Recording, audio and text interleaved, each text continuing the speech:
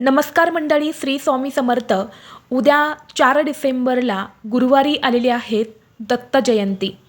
दरवर्षी मार्गशीर्ष पौर्णिमेच्या दिवशी दत्त जयंती ही साजरी केली जाते. या मार्गशीर्ष पौर्णिमेच्या दिवशी मृग नक्षत्रावर संध्याकाळी दत्तगुरूंचा जन्म झाला आणि म्हणून या दिवशी सगळीकडे मंदिरात, मठात, घरात दत्त जयंती जी आहे तर ती अगदी आनंदाने आणि उत्साहाने साजरी केली जाते. या दत्त जयंतीनिमित्त अनेक जण 21 दिवसांची 7 दिवसांची सेवा देखील करत असतात.